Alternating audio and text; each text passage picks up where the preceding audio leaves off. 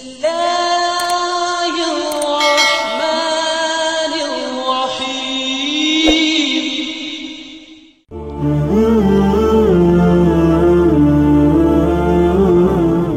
Bismillahirrahmanirrahim. Assalamualaikum warahmatullahi wabarakatuh. Alhamdulillahirabbil alamin. Wassalatu wassalamu ala asrofil anbiya'i wal mursalin nabiyina wa habibina Muhammadin wa ala alihi wa sahbihi ajmain wa man tabi'ahum bi ihsanin ila yaumiddin. Allahumma sholli ala sayyidina Muhammad wa ala ali sayyidina Muhammad. Harapan dan doa saya semoga saudaraku semuanya selalu diberikan kesehatan, dilapangkan rezekinya, diampuni dosa-dosanya, dipanjangkan umurnya, dan semoga kita tidak mati kecuali mati dalam keadaan beriman dalam Islam. Dan sempatkanlah 1 menit untuk menuliskan sholawat kepada Nabi Muhammad SAW di kolom komentar. Insya Allah bisa menjadi bukti cinta kita kepada beliau. Semoga syafaat beliau bisa kita peroleh di akhirat kelak. Amin ya rabbal alamin. Sahabat beriman yang dirahmati Allah, kitab suci Al-Quran merupakan salah satu mukjizat yang diturunkan Allah Subhanahu wa Ta'ala kepada Nabi Muhammad sallallahu alaihi wasallam. Tentunya Al-Quran ini memiliki banyak keistimewaan dan orang yang membacanya akan mendapatkan pahala yang berlipat. Salah satu surat yang memiliki keistimewaan itu adalah surat Al-Mulk yang artinya kerajaan. Surat ini termasuk surat Makkiyah dengan jumlah 30 ayat, dan surat ini diturunkan setelah surat Ad-Dur. Dalam sebuah riwayat dikisahkan bahwa ada orang-orang yang batal disiksa di alam kuburnya karena selalu membiasakan dirinya untuk membaca surat Al-Mulk ini. Lantas, bagaimanakah kisah orang yang selamat dari siksa kubur itu? Apakah ada anjuran dari Nabi Muhammad sallallahu alaihi wasallam untuk mengamalkan surat Al-Mulk ini? Dan kemudian kapankah waktu terbaik untuk membaca surat Al-Mulk ini? Silakan tonton video ini hingga selesai supaya semua informasi yang kami sampaikan bisa diterima secara lengkap sehingga tidak gagal paham insya Allah.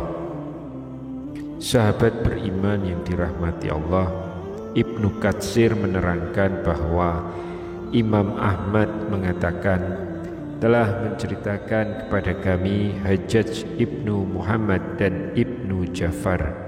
Keduanya mengatakan telah menceritakan kepada kami Syu'bah dari Qatadah, dari Abbas al-Jusyami, dari Abu Hurairah, dari Rasulullah sallallahu alaihi wasallam bersabda, sesungguhnya di dalam Al-Quran terdapat suatu surat berisikan 30 ayat yang dapat memberikan syafaat bagi pembacanya hingga ia mendapatkan ampunan, yaitu Tabarakalladzi biyadihil mulk atau surat Al-Mulk.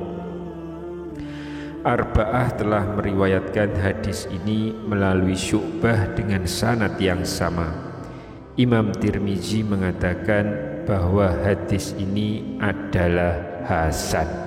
Mengenai keutamaan surat Al-Mulk ini, dari sahabat Anas ibnu Malik radhiyallahu an mengatakan, Rasulullah shallallahu alaihi wasallam pernah bersabda bahwa sesungguhnya ada seorang lelaki dari kalangan umat sebelum kalian meninggal dunia, sedangkan tiada satupun dari kitabullah yang dihafalnya selain dari Tabaraka. atau Al-Maut. Ketika lelaki itu diletakkan di dalam kuburnya, sang malaikat penanya pun datang. Maka surat Tabarok atau Al-Mulk ini menghalang-halanginya, sehingga malaikat itu berkata, "Sesungguhnya engkau adalah salah satu dari kitabullah, dan aku tidak suka membuatmu tidak senang. Tapi aku tidak mempunyai kuasa bagimu, bagi dia, dan juga bagi diriku, terhadap suatu kemudaratan dan juga suatu kemanfaatan. Jika engkau hendak membela orang ini, maka menghadaplah kepada Allah Subhanahu wa Ta'ala dan mintalah syafaat darinya buat dia." Maka surat itu pun berangkat menuju ke hadirat Allah Subhanahu wa Ta'ala, lalu berkata memohon, "Ya Tuhanku, sesungguhnya si fulan dengan sengaja memilihku di antara kitab-Mu, lalu ia mempelajariku dan membacaku serta menghafalku. Maka apakah engkau akan membakarnya dengan api, sedangkan aku berada di dalam rongga dadanya?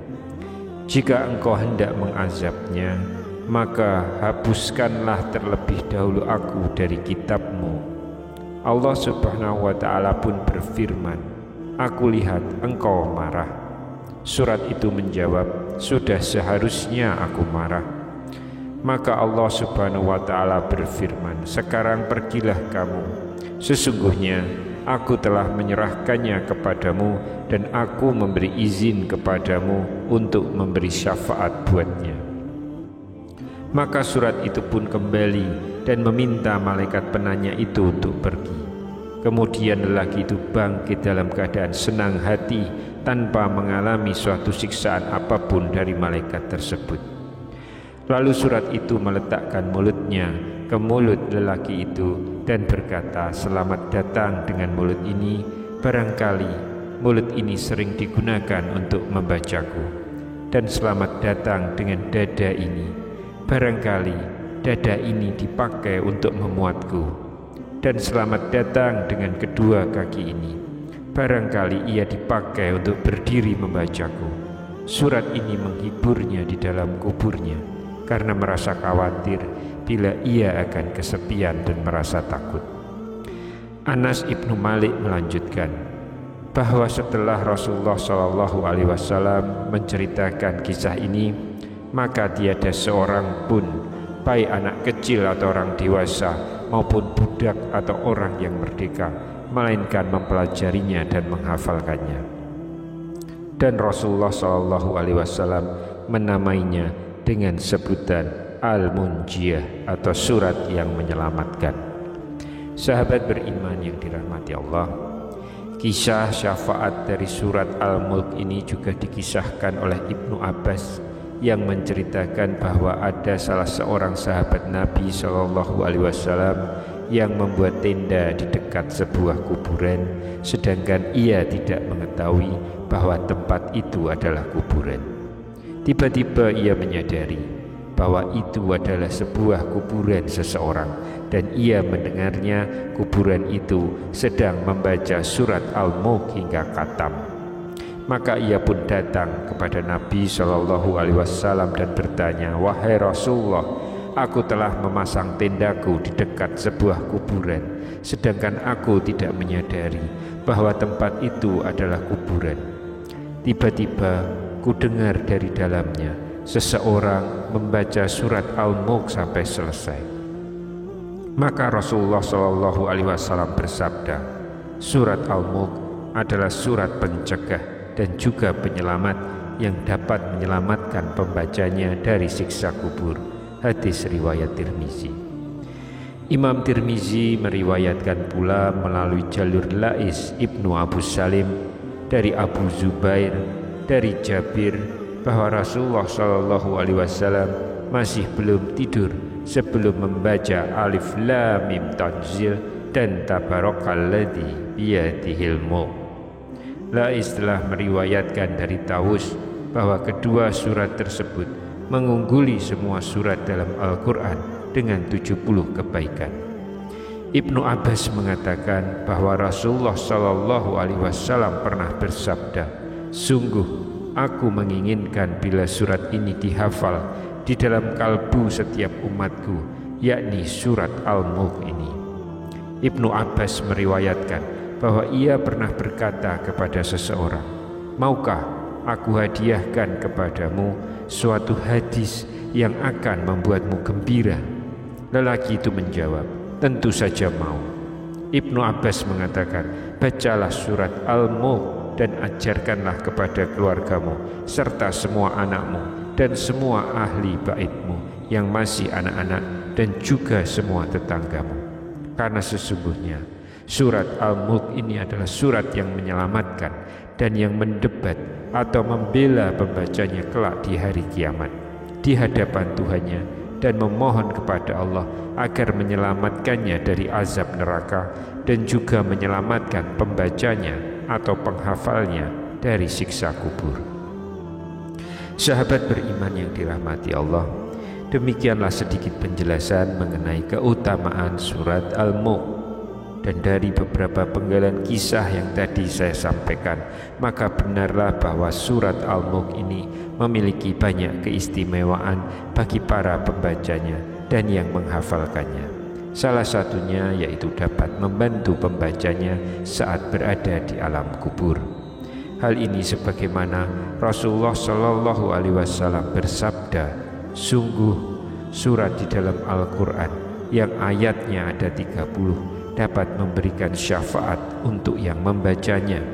Ia diampuni, yaitu surat Tabarakalladzi biyadihil mulk. Hadis riwayat Ahmad, Abu Dawud, Tirmizi, An-Nasai dan Ibnu Majah. Sedangkan waktu yang sangat dianjurkan untuk membaca surat ini adalah waktu sebelum tidur dan pada hari Jumat, sebagaimana perkataan dari Imam Tirmizi yang meriwayatkan bahwa Rasulullah masih belum tidur sebelum membaca Alif Lam Mim Tanzil dan Tabarakalladzi biyadihil mulk. Semoga dengan pembahasan kali ini dapat menjadi informasi bagi kita semua, sehingga dapat mengamalkan surat ini seperti yang diajarkan oleh Rasulullah Shallallahu Alaihi Wasallam, sehingga sesuai dengan janji Rasulullah bahwa bagi yang mengamalkannya akan mendapatkan keselamatan dari siksa di alam kubur. Amin ya rabbal alamin. Wallahu a'lam bishawab. Subhanakallahumma wa bihamdika asyhadu an la ilaha illa anta astaghfiruka wa atubu ilaik. Demikian yang bisa saya bagikan pada kesempatan kali ini. Semoga pembahasan ini dapat memberikan manfaat untuk kita semua. Amin ya rabbal alamin. Wassalamualaikum warahmatullahi wabarakatuh.